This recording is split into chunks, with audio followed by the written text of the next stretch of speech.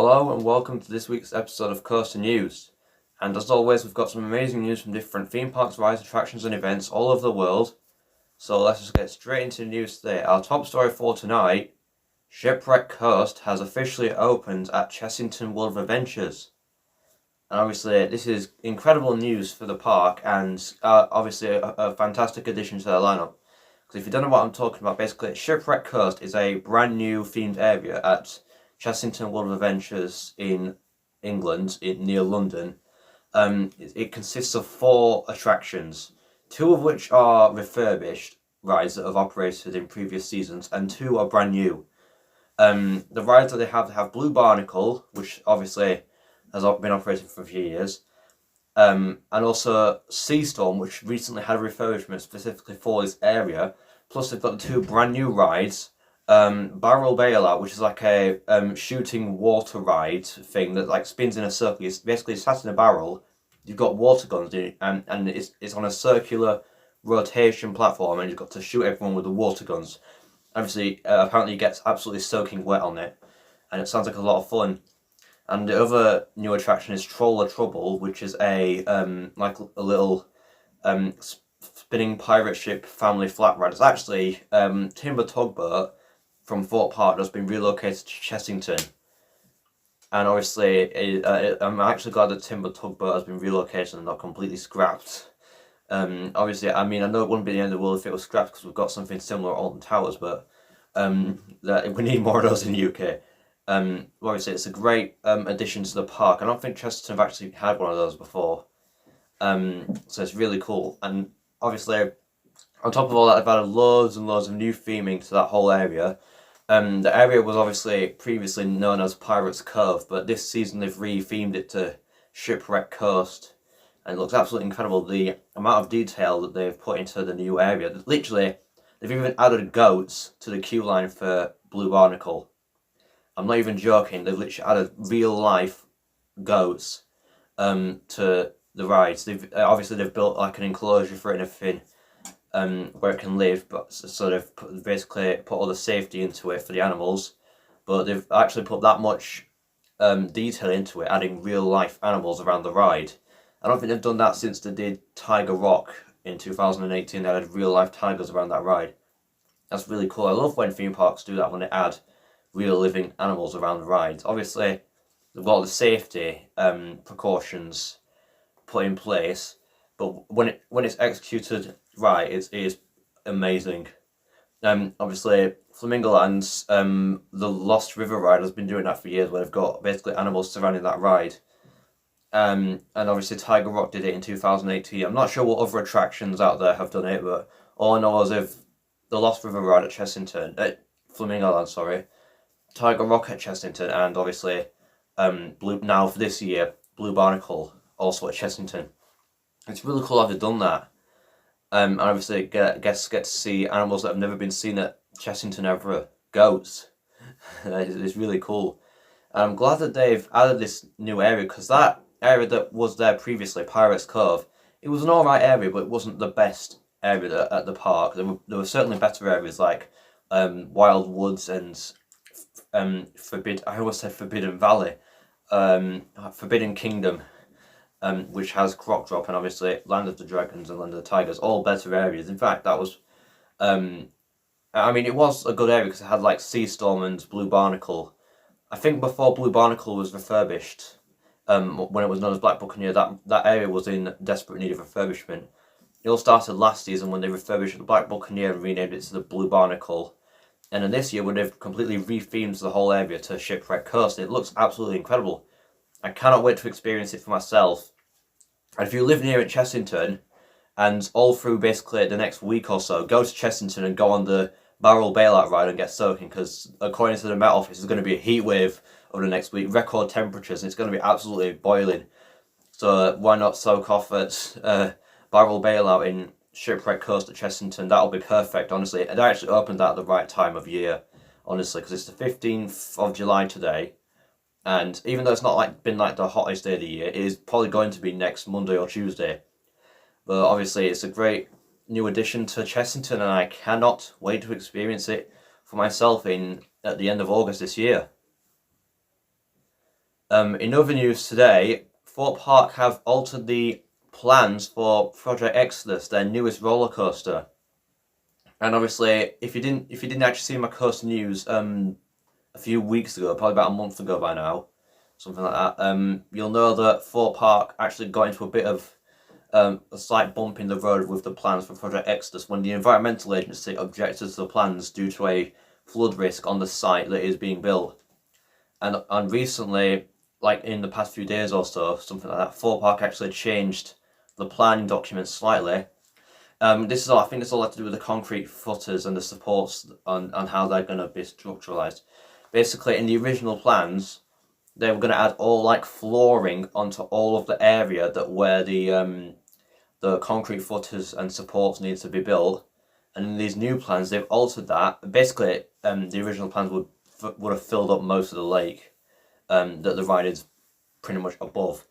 But however, in these new plans, they've made it so that the only bits of land that they actually need to build are specifically for the concrete footers. The rest of it's going to be all water, so there's more room for the lake. And I'm no expert in flooding risks, but I'm pretty sure what they've done is going to help with the flooding. Obviously, it doesn't help that Thorpe Park is built on an island surrounded by water, so that probably has the biggest flood risk of all. Obviously, because it's not been completely denied the plans, but the environmental agency objecting to it is kind of being a bit inconvenient for the plans for Project Exodus. And obviously, they've had to go through like all sorts of risk assessments to sort it all out, and hopefully this should help with the planning permission of the ride. Hopefully, it'll be granted. Now, obviously, in the original timeline that they had put out on the website, on the what was it, the public consultation website, says that a final decision from the council will be made in late spring to summer 2022.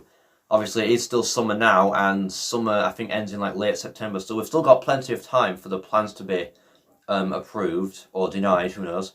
But obviously, it's going to take a bit longer than originally anticipated. But obviously, after that, assuming that the plans do get approved before summer ends, hopefully, fingers crossed, obviously, it said that in late 2022 construction work would officially start, and then obviously after that it will be on track for a March 2024 opening.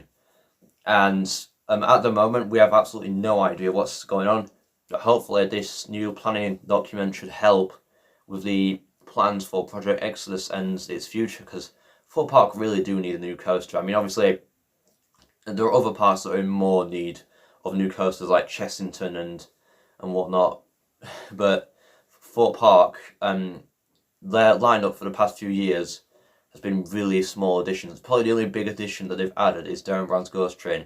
Other than that, it's been incredibly small additions, like some of are even temporary, like Bouncezilla, Jungle Escape, Game FX, Black Mirror Labyrinth, Angry Birds Land. I mean, the additions kind of got smaller. After the Swarm, which was built in 2012, in 2013 they did the Swarm Brave It Backwards, where they basically just altered the ride vehicles so that two seats are facing backwards. And it wasn't upcharge, unlike Enzo. 2014 they did Angry Birds Land, where they basically just rethemed the Pirates 4D show to Angry Birds and added the Dodgems rides and King Pig's Wild Haul Dodgems, I think it's called. 2015 they added the I'm a Celebrity maze, which would only last for a few seasons before it got rethemed Jungle Escape. Obviously, in 2016 they did Darren Brown's Ghost Train, which was probably the biggest addition they actually did, other than the Swarm. And that was quite big. I think it cost them like £30 million to build, which is a lot of money for a non-roller coaster. After that, they refurbished Darren Brown's Ghost Train in 2017. 2018, they rethemed X to The Walking Dead: The Ride. Obviously, and then again, not even a new attraction, just a retheme. 2019, 40th anniversary of Thorpe Park, all it did was Bouncezilla, Game FX and Jungle Escape, which were temporary additions. I think Jungle Escape was originally supposed to be permanent, but after COVID they decided no, we're not going to have that permanent thing anymore. 2020, obviously, they were supposed to be adding Black Mirror Labyrinth, but it didn't because of COVID. And 2021, last season, they obviously added Black Mirror Labyrinth, and this year they've added High Striker, which is literally Lumberjump relocated from Old Town. So hopefully, if Project Exodus gets approved, this will be the next step in the master plan for Thorpe Park and adding new and bigger rides and attractions. Also in the news today, and this is kind of really sad news for American theme parks. Hersheypark have announced that Wildcats, their GCI wooden roller coaster, will close on the 31st of July. And this is incredibly sad news. If you don't know what I'm talking about, basically, Wildcat is a wooden roller coaster located at Hersheypark in Hershey, Pennsylvania. And upon opening, it was Great Coasters International, GCI's first roller coaster ever. Obviously, I've heard it's not their best roller coaster ever. Apparently, it's quite rough, but it is historic and iconic because it's GCI's first ever roller coaster in the amusement industry.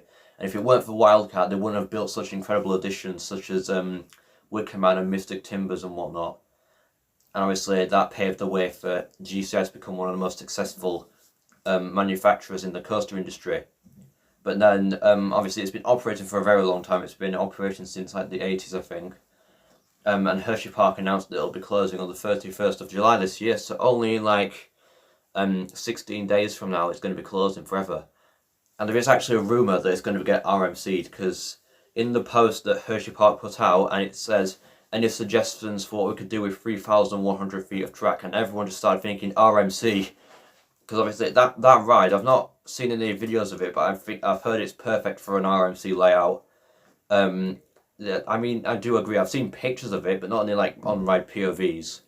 But everyone says it will be amazing for as an RMC, because as far as I'm aware, Hersheypark doesn't have any RMC coasters. They've got a few like other coasters, like they've already got a wooden coaster. Well, I don't know even know the name of it. They've got Sky Rush, which is like an Intamin wing rider coaster, which apparently is very painful. And obviously they got the new B&M Hypercoaster, Candymonium, which only opened in 2020, I think, or was it last season? I can't remember. Obviously got the B&M Inverter Coaster, the Great Bear, which is a very strange name for a roller coaster. I think it's called that. I could be mistaken. But they haven't got any like RMC coasters. So if they RMC Wildcat, while it would be the end of an historic wooden roller coaster, it would be the start of something incredible for Hersheypark. But obviously, other than that, it's really sad to see it close. I never got to go on it because I've never been to Hersheypark or any theme parks outside of Florida in the US. But obviously, they're going to have final rides on the 31st of July. And even though it's really sad to see it closing, because it was the first first GCI coaster, we'll just see what the future holds. It might either get demolished or RMC'd. And finally in the news today, Fantasy Island has announced their lineup for Fear Islands in 2022. And obviously this is very exciting news. It's kind of getting towards that time of year where theme parks announce their lineup for Halloween. And I think the first one to do it was Fantasy Island. They've announced it earlier this week, I believe, for their Fear Island lineup for this year. And the lineup consists of 6 attractions, I believe, altogether, or 6, 7. As for the like extreme scare mazes, it consists of Blood Bunker, Villa Voodoo, and I can't remember what the other one was called. Something like I can't remember what it was called. And then they've got other family attractions like Spook Hunters, which is a scare maze for children, Pirates of Fear Island, which is a show, and probably the most interesting new attraction that they've got. Basically, you get to ride Millennium, which is obviously an already existing Vekoma NK1200. However, you get to ride it while wearing blindfolds, so you will not be able to see where you're going. It'll be in complete darkness, and it sounds very insane and crazy. And I don't think any theme parks have actually done that before. Obviously, I don't know of every Halloween event that's ever existed, but as far as I'm aware, this is probably one of the first ones ever. It's certainly the first in the UK, as far as I'm aware. But it sounds amazing.